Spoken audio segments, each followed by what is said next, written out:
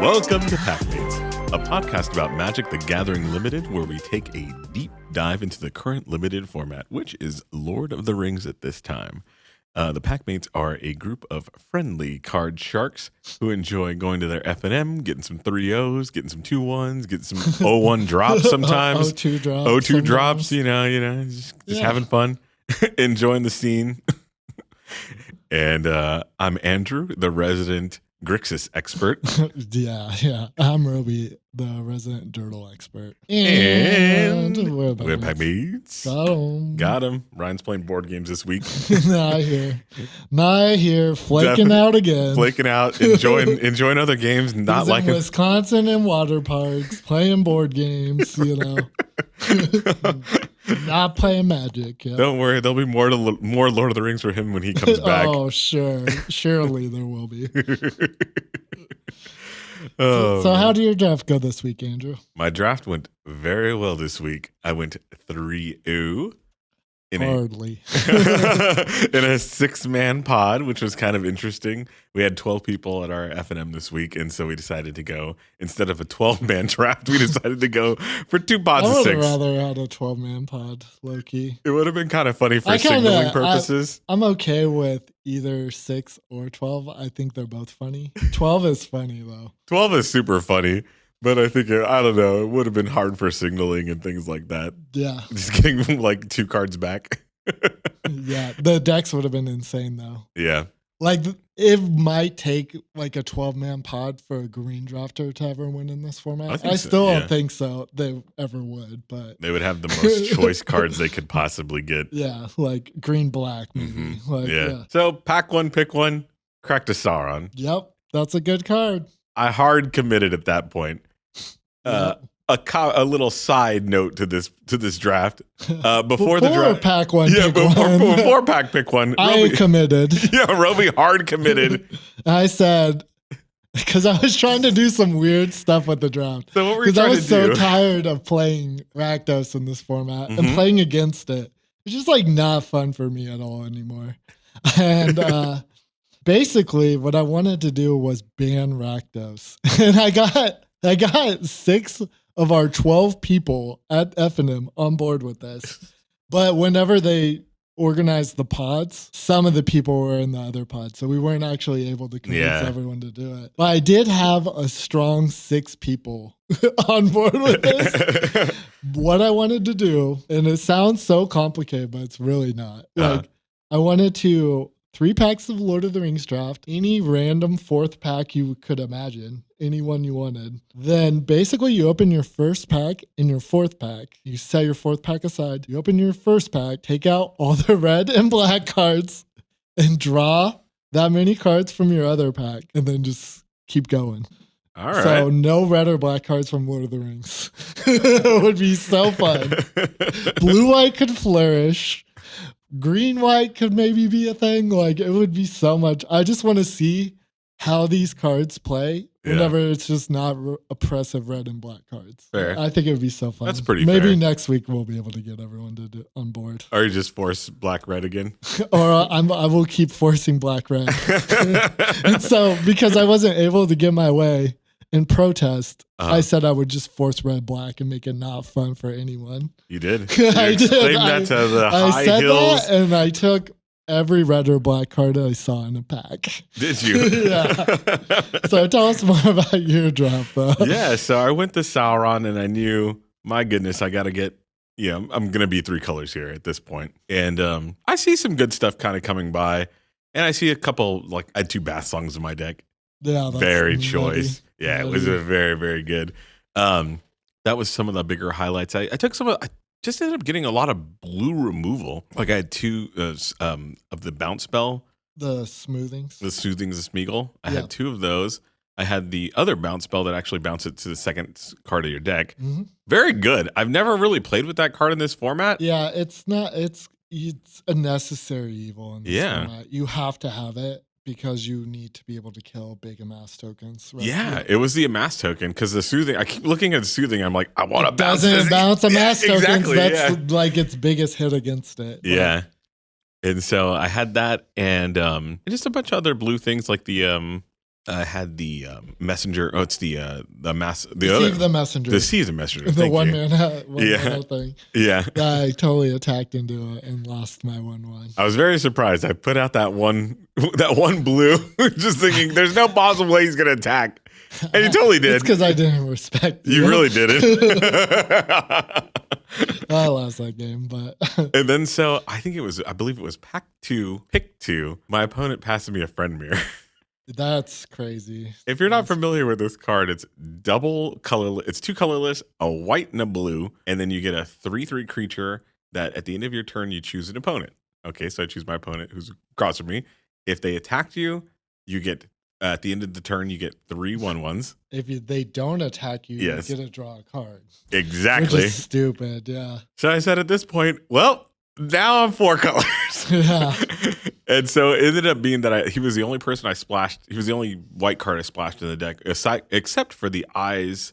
It's the Plane Cycler. The Plane Cycler, the flyer, the 3/3. Is that 4/4? It's a 3/3 that when it comes into play, all your creatures get +1, +0, and first strike. Yep. Yeah. That's stupid. And so it's a good card on its own. And so that's funny. All right. Yeah, so it was nice to have that. I also had the Mountain Cycler as well.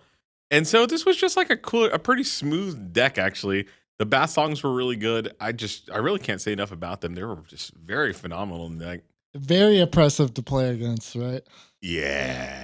I know because I've pioneered the bass song decks, right? Like I was on that shit week 1. Right? It was pretty fun. I was like giving a nod to Robi actually because Robi's like, I just want 2 bass songs so I can just like recycle my deck. Oh, I've been doing it. Yeah, it's so good. Yeah, that's like a treat to have 2 of them. Because there's other ways to get them back, but that's like the best way. I had it in my sideboard when I didn't play it. It was the Goldberry. Do you know what I'm talking about? Yeah. So you could take one of the lore counters off it. Yeah. And just keep it there. Just keep drawing cards. I thought it was a little too cute, so I didn't want to do it.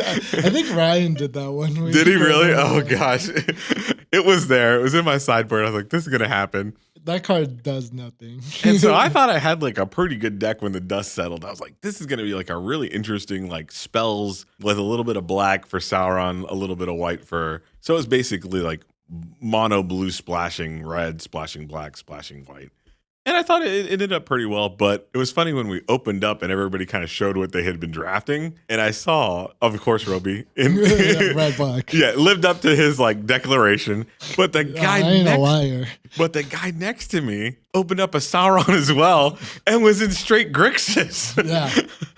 So I think we had 5 of the 6 players at the table were playing either red or black. Yeah. Yeah, which is so unbelievably stupid. So it just tells you that those packs are so deep, so dang deep. Somebody could have had a good green deck, I think. I think there was maybe there. Not even because like it was only 6 packs, right? Like I thought somebody would have had a really good green white food deck for the first time. Because I saw the Sam there, and I saw another rare of that ilk, and I said, "Wow, this is the time."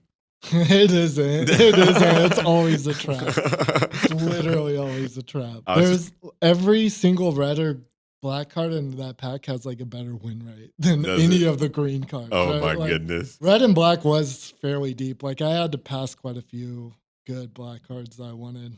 Yes, because I looked over at the person who was drafting next to you, and he had all this black removal, and I was like, "What the heck just happened here?" I had to take other stuff. Right? Yeah, yeah.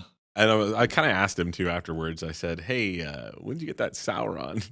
And so I thankfully, didn't pass that. No. Thankfully, he opened it up on pack 3. He cracked it, and so he was kind of already flirting with black, red, maybe a little blue or whatever. And so he was kind of on the fence most of the draft. So thankfully he didn't get like fully committed because I think I would have had a way worse deck. Or just bottom line, probably wouldn't have been even play my Sauron if I had a black red player, a Grixis player, and I had to like try to grab some Grixis.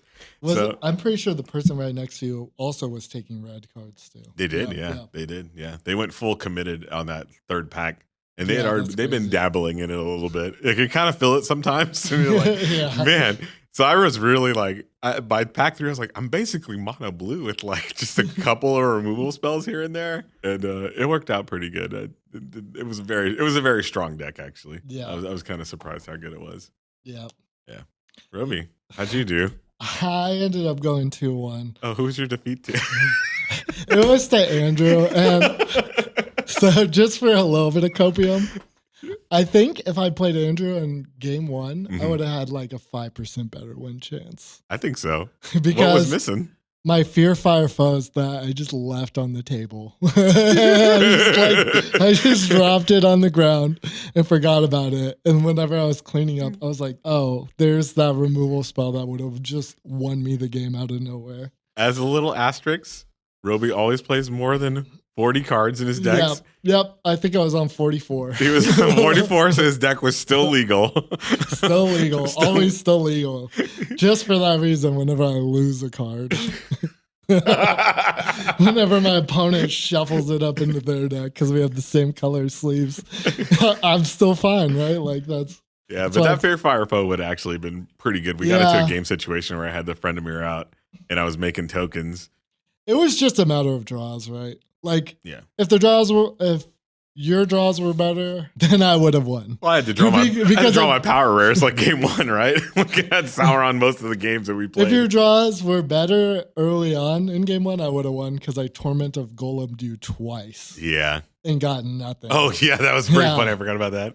And then you just like faded all my Torment of Golems and just... I kept it safely on top of my deck. Just by sheer will. Yeah, so my pick one was the One Ring. Ooh, very nice. I immediately took and was like, I'm red-black. I already knew I was red-black, right? Like I would have forced it no matter what. like just to ruin it for everyone else. So I ended up first picking the One Ring, and I have some experience with the One Ring. So I've trophied with it a couple times. Yeah. And when you have the One Ring in your deck, like, it's a very, very, very, very, very, very powerful card. Yeah. But you kind of need a little bit of support for it. Absolutely. I agree with you. And so, like, I was able to take red and black cards and then table all these Limbass. So I have 3 Limbass in my deck. Yeah. Wow. Straight up 3 Limbass and quite a few other pretty decent red and black cards. One of the best performers is the Berserker, the 3-mana 3/2. Guy's good. He's very good. Very good. He has a higher win rate than the 2-mana Goblin. Really? Yeah. Yep. And it checks out to me because of like Tempting the Ring is just so good. And like just having a free way to do that is so good. Yep. Berserker stands out. Another card that stands out because it's bad, but I still played it anyways, was the 4-mana Signpost Uncommon. Oh, yeah. It's bad. It's bad. It's very bad. I saw you get it up pretty high, though, actually. Yeah. Against me, I saw it. Yeah. Should be told it was like a 7/7 or something. Yeah, it was very scary against you, right? Yeah. It's just like a lightning rod. And since my deck, I'm very, very, very, very, very removal light. Like I have a Fear Fire Foes, a Breaking of the Fellowship, and a Black Breath, and a Cast into the Fire, and that's it. Ooh. And so, like, I can only really kill teeny tiny little things. Oh, man. Which is what I need to be able to kill, right? Yeah. Because that's how this deck works. Like, I just need to be able to get in with my big creatures and not get chump blocked into Infinity, right? Like, so I knew that. So I just had to pick better creatures, right? So I have quite a few big value creatures like Eomer, the 5-mana 5/4 Boomer. Yeah, that guy. Boomer. That guy is so good. He's very, very, very, very good. I always get him confused with the other guy, the 3/3 that pumps humans. Yeah, that card's still good, not nearly as good as Eomer. Exactly. And together, they're an unstoppable duo. They are a pretty good duo. like together, it gets really, really, really stupid. Oh, man. But yeah, like, and I also had Sauron, the Necromancer that I nice. Played. I didn't even I think see I that. played him in one game. I never saw that one against me. Yeah, I had a bad situation where I attacked with my Eomer knowing that you had a trick. And you smite the Deathless it. I did. Which sucked because it ended up exiling it. So I couldn't get it back with my Sauron. One of my very few removal spells that wasn't a bounce spell. Yeah. I made sure no one else got hardly any removal. I was glad I got one Gandalf sanction. That was pretty good. I actually finished off somebody with it because I had like 11 spells in my graveyard, and they're like, how much I damage is made, it? when Andrew Gandalf sanctioned me, I made him count the number of spells in his. It was exact, see? It was exactly. I was like, fuck. I was like, double check, bro. like, count those out loud, please. Like, I totally told him, like, it's 5. I was like, no, count those out loud. Let me see. It's funny because, like, I don't think I've ever cast a Gandalf Sanction and not had lethal, right? Yeah. Yeah, like, it's funny because, like, I needed to. The you guys almost are getting always pretty have big. it, right? Your guys were getting too big. Yeah. Yeah, that's kind of, I was able to just go pretty big on people. Like, most people don't have, like, bigger creatures. Yeah. So I've noticed, like, especially in this format, you can kind of get away with just having a bunch of random 4-drops that are real big. I think so. So yeah, I was like 4-drop tribal, bunch of big dummies, like the War Beast of Gorgoroth, which is bad, but it's good. It's I mean, red. it's a So lightning it's good, right? It's a lightning rod unto itself, though, because you got to get it off the board before you start getting the other big creatures off. And then, how many ring tempt you cards did you have in there? Cool. Quite a bit. Yeah. I think, like, I was consciously tempting a little bit. Like, I had Sam's Desperate Rescue, I had Breaking of the Fellowship. Had 2 of the orcs. I think I had something else. I'm trying to remember what it was. Maybe that guy. The 4-mana 4/3. Yeah. Yeah. Basically, that was it as far as the ring tempts you. But I was semi-conscious of it. Okay, Semi-conscious of it. So I was trying to get to 2 as much as possible. I was able to most of the time, but yeah, I think it feels pretty good. It feels like actually drawing a card when you get it to 2.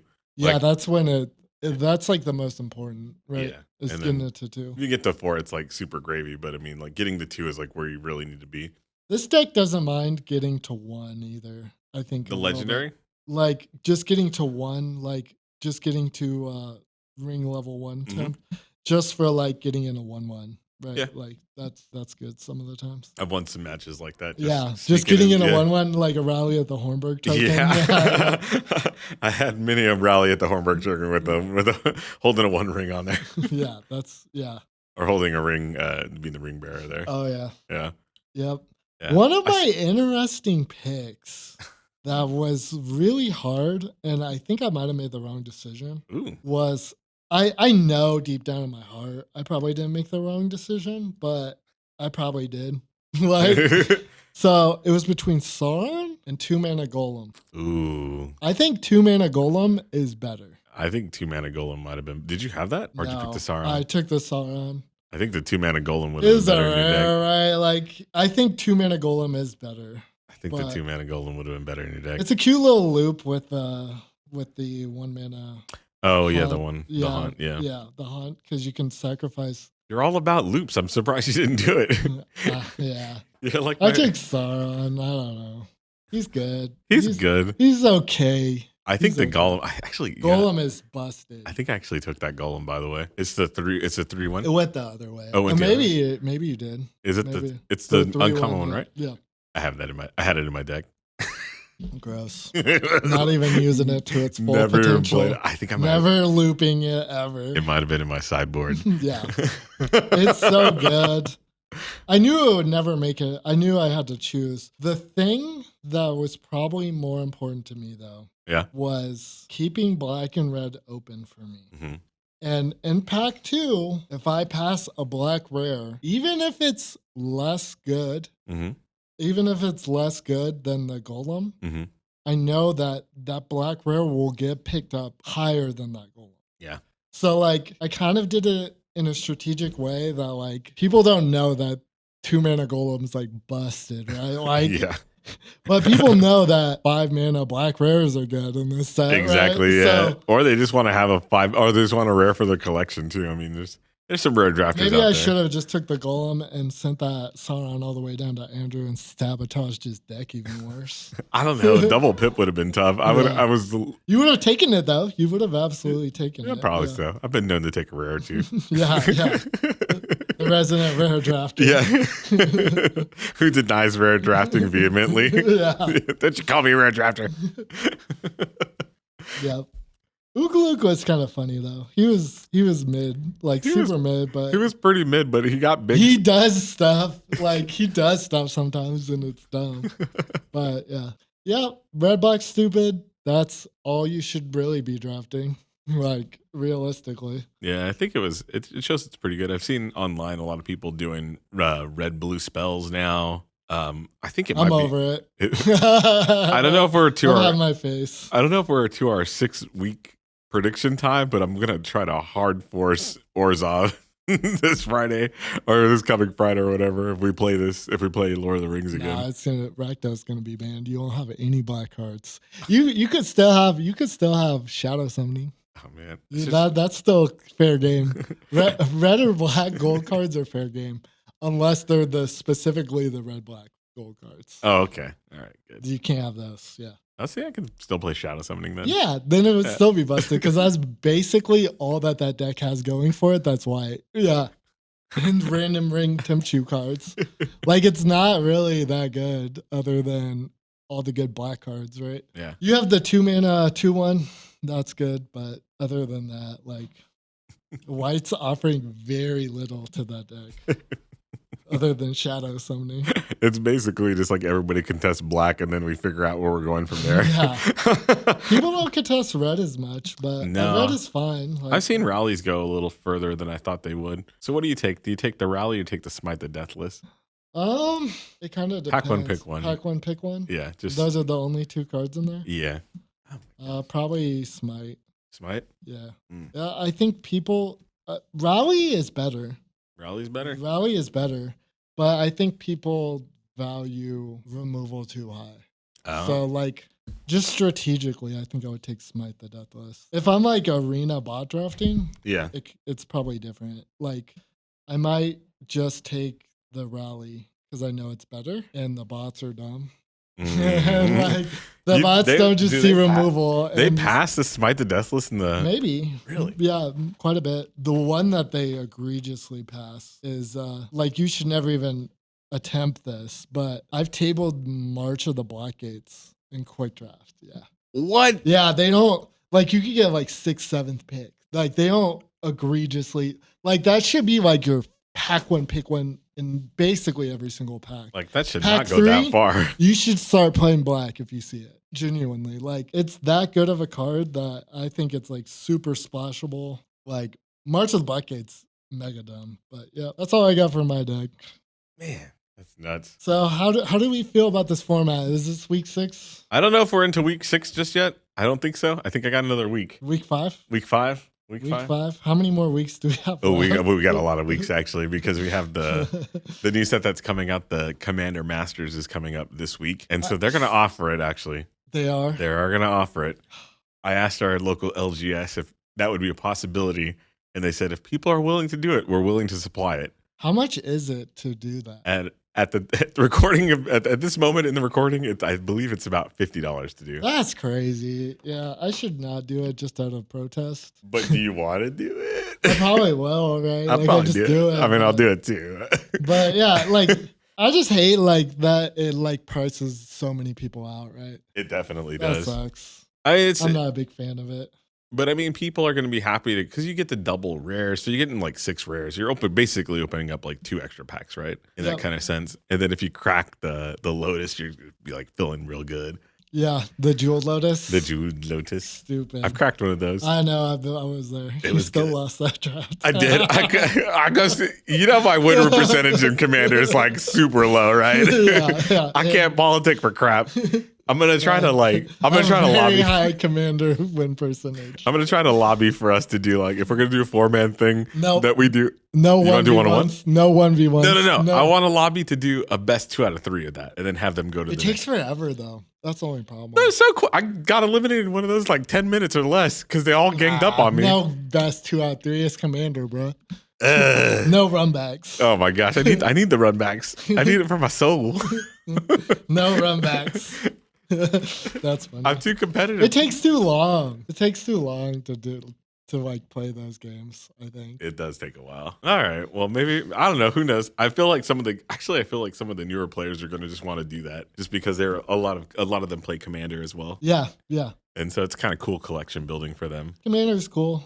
We've already went on our rant about Commander. We don't need to read All right. Yeah. Yeah. So this week something special did happen. I did make it to Mythic on accident. Whoa, nice. Yeah, I did get to Mythic on the back of Red Black being broken. That's why I did not want to play Red Black this week. But I was forced to. I was forced to. They forced me to because I can't let anyone else have it. Just when I think I'm out, they pull me back in. I was doing it for all the blue-white drafters out there. All the blue-white, all the green drafters, even though I crushed most of them. I was like, yeah, you totally crushed him. But the poor kid. He didn't see it coming. You know, I don't know. I was hoping my deck would turn out worse. It was pretty good, though. You could have had 2 Friend-of-Mirs if that guy didn't. If I didn't get so greedy. Yeah. He could have had 2 of them. He had one in his deck. He just never pulled it. Yeah. I never saw it. Sadly, I was rooting for him the whole time. But yeah, we were playing and it was clear I was going to win. So he goes, okay, I'm just going to start playing some random cards now. And so he goes, pot agreed, draw 3. He's funny. It was really funny. It was pretty good. We kept it going for a while. Yeah. So I made it to Mythic. Congratulations. Yeah, I don't care. Are you going to try to grind up now? No. You're going to try to get to... Hey, no, I don't want to. Did you have a percentile or did you actually have a ranked number? I had a number. Oh, nice. But I don't know what it is anymore. It was I think it was 900 at one point when I first went in. I forget what the cutoff is. 03 to draw. Oh, no. And then... playing dumb stuff. You're probably like in the 80th percentile now. I think I'm like 90 something. 90. Oh man, that's rough. Yeah, I don't care. I do not care. I guess if you were really grinding, you'd know that the deck was bad. I'm gonna quit. I wouldn't play anything but red black if I was really grinding, right? Like, I mean, clearly you did, though, right? And that's how I ended up making it to Mythic was full. I showed Andrew the 2. They were sick. The 2 decks that got me to... there was a third one. It basically was the same as those. Yeah. I'm pretty sure I had 2 March of the Black Gates. Like, Red Black's busted. You should only play that. It's stupid. I had 2 7-0 decks. They're good. They looked really good. They look like... If he did 7-0 with them, I'd be like, well, man. One of them had the 1 ring. That's how I knew how to play it. That's how I knew Limbas was stupid. Yeah. Like, Limbas is like the combo, right? Popper All-Star Limbas. Me and Andrew, so at one point in time, he got his Sauron out. I did. Against me. Yeah. And the one way I was able to kill it in my entire deck, it was one of the coolest plays ever that didn't even work. It was so good. I misplayed that too because I don't think I needed to cast as many spells. I forgot that. So basically, you had a Sauron out, and I played spells into it to amass him more. So that way, I could Breaking of the Fellowship, his Sauron, with his giant amass token, which was at like 4. I had to play 3 spells to get it up to 7. Yeah. Or 6 or whatever. And I had to play into it to get it bigger to kill his Sauron. And then I had to sacrifice my 1 ring. Yeah. Which is fine, right? Because I already like drew like 3 cards with it. Yeah. But yeah, I had a legendary artifact to sacrifice. So like I was finally able to deal with it, and then you just like Isolation of Orthinked it to the top. And I did. Like, okay. I saved it. It was so good. I had to look at my spell again. I was like, oh, I can do it to myself? This is great. Yeah. It was so good. He had Bath Song going, and I was like, Robi went into the tank for so long. He's like, this play is gonna be awesome. It was awesome. It was a good play. It was a good flurry of spells there. Yeah, I had to play 3 spells to get it up to the power. I think I only needed 2. I think it was at 4 power. We had to call a judge over too at the end of that. Yeah. I was like, Bath Song says shuffle any amount. It doesn't say don't shuffle anything. It says shuffle, Andrew. Like, he's like, I don't think if I don't put any cards back, I have to shuffle. And so he asked the judge, and Andrew was right. I was like, I shuffled my entire deck, and then I won the next. I won just because I had a rule spell my hand. Yeah, you're stupid. Oh man. Yeah. That was a cool play, though. I needed that Fear Fireflies. Yeah. That's my Yeah, cool. that's a good one. Cool, man. So what else do we got for this week? Well, I think it's time for our favorite segment. Everyone's favorite segment. Crowd favorite segment, the book club. I'm excited for this one. This one's a good one. So I read The Return of the King. Ooh, very nice. And by read, I mean I'm a trucker, so I listened to it on audiobook. He's wearing a hat, people. I can confirm. I listened to it on audiobook, and so I finally finished it. And for overall impressions, I get it now. After this one. I get it. Now I know why everyone loves this so much. Dang. The third book is like really good. Oh man, so tied it all together. Yeah, and then some that was kind of irrelevant, but like I'll get into that. How much Tom Bombadil was in this? None. Tom Bombadil. I was surprised. So I thought there was more Tom Bombadil. No, he's just in the first chapter, first book to ruin it. He doesn't show back up ever again. Apparently, like they've talked about him just a tiny bit, I think, maybe, but like he doesn't really come back at all. Like he's just kind of super irrelevant. All right. But yeah, the third book is pretty good, and there's a lot of cool stuff in it. Like the Siege of Gondor is really sick. That was really tight. The orcs are like throw heads of all the people. Like it's like surprisingly brutal. Jeez. Yeah, like they like throw the heads of all like the townspeople into the like gates of Gondor. Yeah. That part is pretty sick. And then Aragorn comes back. And he's kind of OP in this book, but it's good because everybody loves him. He's super lovable. So Aragorn like goes in this book and ends up raising the army of the dead. I don't know how that worked, but like brings all the ghosts back to fight and ends up like winning that battle. But like basically they're still screwed. So they end up having to go to like basically everything in this book just like hinges on whether or not Frodo can get the ring into the fire. Dang. Yeah, basically. Yeah. And that part's pretty good. Like there's lots of Sam in this book. Huge fan of Sam. Huge fan of my boy Rudy. Yeah, it's definitely ties a lot of it together. One of my favorite parts in this book though is I wrote this in my note. Aragorn is super PC, super politically correct. And that is cool. He's like a woke SJW cuck, and we love him for it. He just like, dude, I just like genuinely appreciate how Aragorn is in this book. So like, he like single-handedly wins the entire battle of the Siege of Gondor for him. Cause like everyone's like, don't go to the dead, what is it called? Like it's like Dead Pass or something. Oh man. Cause there's like all these like ghosts or whatever. And he does it anyways and brings them back as an army and single-handedly wins. Jeez.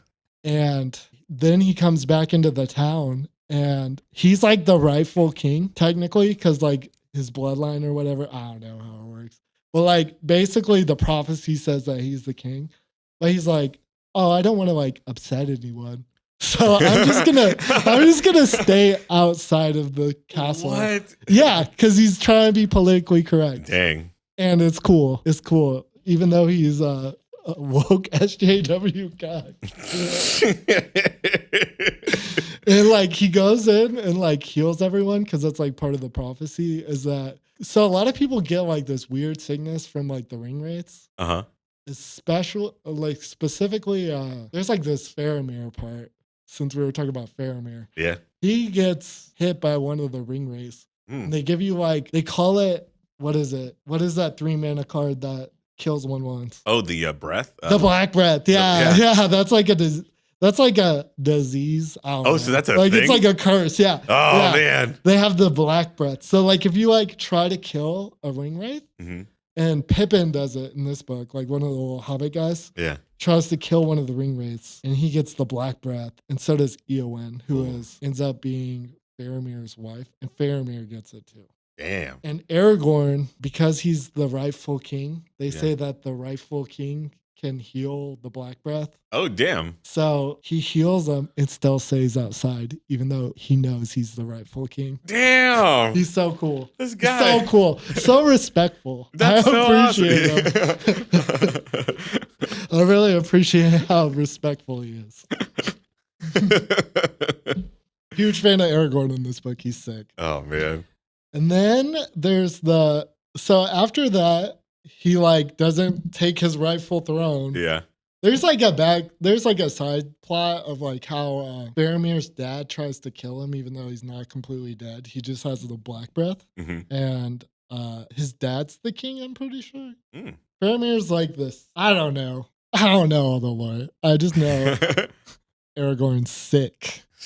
And so basically they end up, after the Siege of Gondor, they fight them off. They're still basically screwed though, because the Mordor still just has like a giant army and they're just going to send more troops Yeah.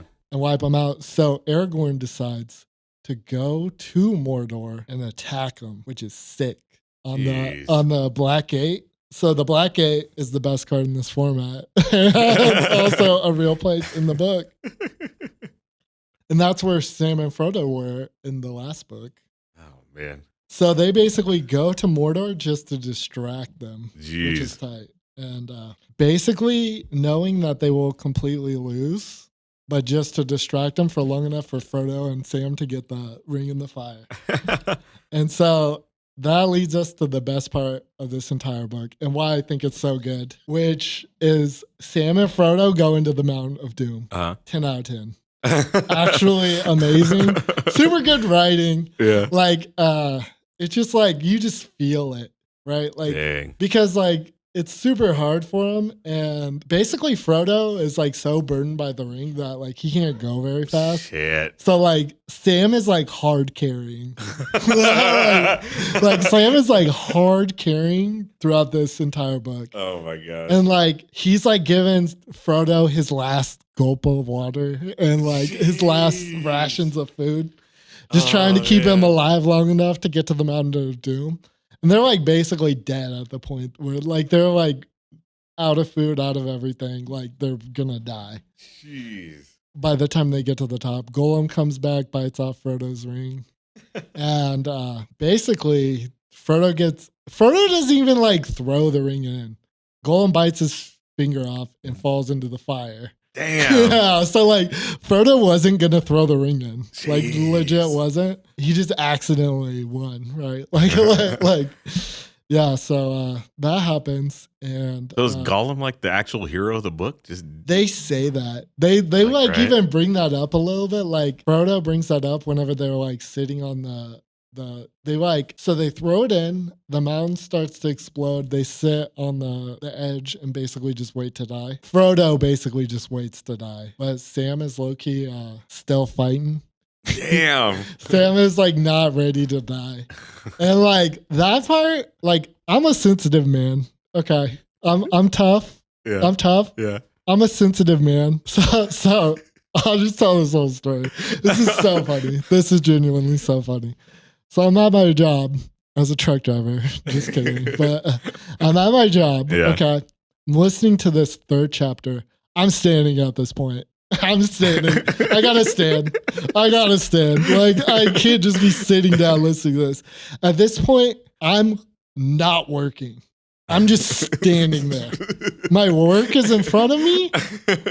I'm not doing it. I'm literally just standing there. Like just listening, like trying to figure out what happens to these poor little hobbit boys. And I'm just standing there, okay? The scene where like Frodo and Sam are sitting there and like Frodo has fully accepted his death. Sam's kind of like just starting to get there. A single tear rolls down my eyes. Oh man. And then I hear Robi. And so I turn and I realize that my boss is standing right next to me. And I turn with tears in my eyes, geez. looking my boss right in the face. Okay. And he said, we're gonna work this weekend. Like it's mandatory. Are you okay? You don't have to work this weekend. Got him. Got him. Got him. And I didn't work that weekend. Like, but I looked like a complete insane person. Just like standing up, crying at work. The boss turns you around, you're just tears running. Yeah. Oh, genuinely. man. Yeah. So, so like that ending part is so good. Genuinely. Yeah. I loved it. But yeah, it got me out of a weekend of work too. Amazing. Nice. So yeah. Whew. Then after that, so that's the best part for sure. Yeah. Then they get rescued by an eagle, right? Whatever. Yeah. Is the book.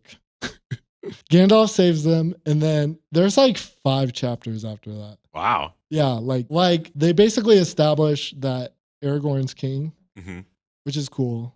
I like that. He like did it the right way. He wasn't like super pushy and like he was PC. And that's cool. And he ends up getting married to, I kept getting him mixed up in the book, Arwen and Eowyn. Okay. So Aragorn, being the woke SJW cuck, is in an interracial relationship with the elf woman, which is beautiful. That's why he's my hero. And so he ends up marrying Arwen, which is Elrond, the 3-man of 3 twos, daughter. So, yeah. The 3-man of 2 twos. The 3-man of 3 twos daughter.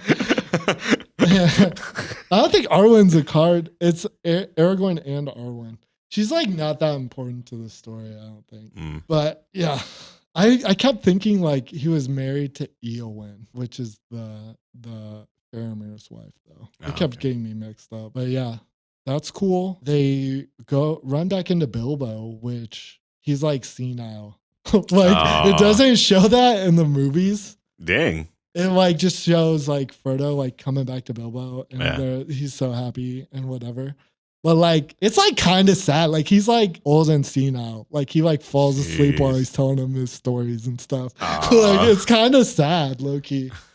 And like basically the elf guy tells him that he's gonna die soon. That Bilbo's gonna die soon. Tells Frodo that. Dang. Which is super sad. But, oh man. Yeah, and then there's like a whole nother side plot that unfolds with the Shire.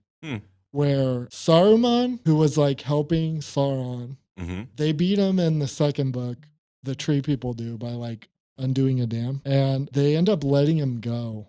And he goes to the Shire and he like enslaves the little hobbit people. Oh, no. And so Sam and Frodo have to go back to like enslaved hobbit people, and they basically end up like freeing the town. Right? Oh, wow. Which is super, super boring.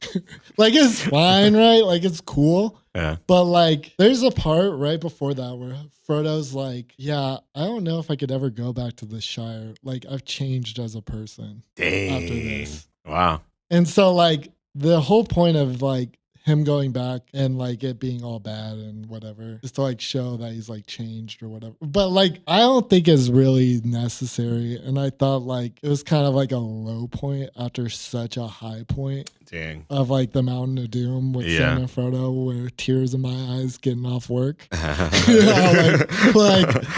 that part was just like so. I don't know why they kept going. And basically they saved the Shire. And it's whatever. I could have lived without that part. That's not going to be in my abridged chapters you have to listen to. But yeah. Nice. Do you have any questions about the third book? Man. I loved it. I loved the third book, low-key. It was very good. I don't know why they had to have like even more of an epilogue there then.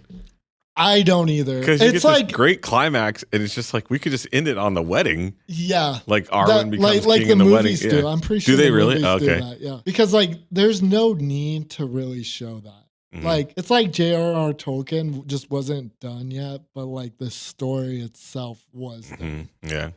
Yeah, I got into an argument about some because like my F&Ms have turned into like arguing with people about the Lord of the Rings books since I started. You got the right set for it. Yeah. So the argument I've heard is that you need that to establish that Frodo has changed. But I didn't need it. I mean, he lost a damn finger. Yeah, he lost his finger, you. right? Gollum bit it off. Yeah. Four-fingered hobbit, yeah. Four-fingered hobbit. I don't know how that works. Sam says something about it. Does he really? Yeah, whenever they're on like the cliff getting ready to die. Have you ever seen Toy Story 3? Yeah. It's like that. Oh. But like better because it's not as like manipulative and trash as that movie is, for sure. Like that movie's garbage and that's like lowest common denominator. Like tug at your heartstrings trash. This is like doing that right. Yeah, you know? yeah. Like looking up and accepting your death. Kind of stuff. Like, yeah. It reminded me of that a little bit, but actually good. Yeah. So yeah. Good stuff, man. Yeah, I think that's all I got for the last one. I recommend the last book. It's good. The second book is pretty good too. But I have to read all the other books before I read the last book. So this is what you do. You watch the first movie. Yeah. Okay. You watch the second movie up until after the Battle of Helm's Deep. Uh-huh. You turn the movie off. You start up on the book. And then read from there. Read Shelob, all that. Yeah. Oh, that's great. Go back to the movie. Yeah. I think at the end of the second movie, I think you go back there. Yeah. And then you go back to the book. And then I haven't seen the third movie in a while, but I think you just read the third book. I think you read the third book. It sounds like it. Man, that's awesome. The Mount Doom part was good. It was good. So you ready to take on Doctor Who now? So I've been strategizing. Okay. Because if I'm going to do it, I'm going to do it. I'm not going to be a pussy about it. Like I'm not going to watch 8 episodes of Doctor Who. Got like 12 seasons, right? So I looked up how many episodes there are. Okay. Let me double check. It's a ludicrous 862. Oh my gosh. Okay.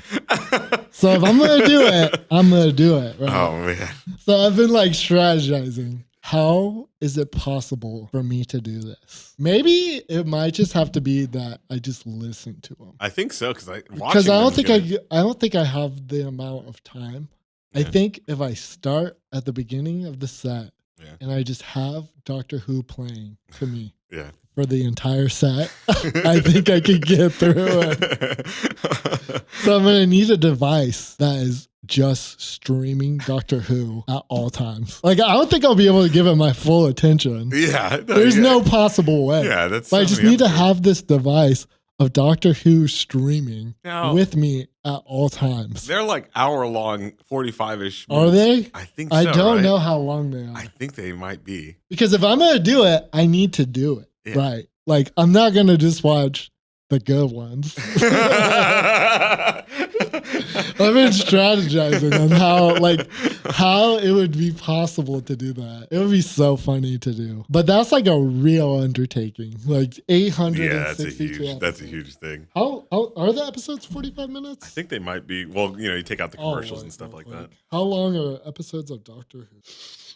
25 minutes from 1963 to 1984. So that might be a little bit more doable. Okay. 1963. From 1963 to 1984 and 86 to 89, they're 25 minutes. Okay. In 1985, 2005 through 2017, they're 50 minutes. Okay. And then from 2018 to present. So there's going to be more episodes coming. Mm-hmm. It's still going on, man. They got a new doctor now. They just named him, actually. Or them, actually. To present, they're 50 minutes. Yeah. They got a new doctor. So I think the bulk of it, though, is 25 minutes. So I think that's probably good. That's not bad, actually. I did look at the first season. It had like 40 episodes in it, though. I did look up the first episode, and I was like, oh my gosh, 40 episodes in this season? What is going on? So you're gonna take it down by like the season, or you're just gonna take it down by the doctor? Like, I don't know. I don't know how, like, what is the I guess you gotta get strategic way to do it? I guess you just got to get into it. I don't even know if I'm ready to commit to it. I wonder But if you I'm could willing just- to commit to it, I'm going I to. wonder if you could commit to like just watching review. No, that's not the same, right? Like, No, it's not. I have to experience it, There right? you go. I'm gonna have to get a second cell phone and a second data plan to just always stream Doctor Who. Like, and I just need to have it going all the time. Oh man. Or I just need it going. Like, I don't know if I'm built for that as a truck driver, but I'm considering it. I've been strategizing. If you have any suggestions of the most strategic, optimal way Yeah. to watch every episode of Doctor Who in the shortest period of time with the least amount of effort. I guess you could watch them at double speed too. I guess, yeah, that would probably be good too, low-key. All right. Like, especially if I'm watching them, like, optimal. Yeah. Yep. Yeah. Double speed would be good. All right, I think that's all. All right, we yeah. have for this one. All right, all right. Real long. All Yeah. right. Alrighty. Bye. Take it easy.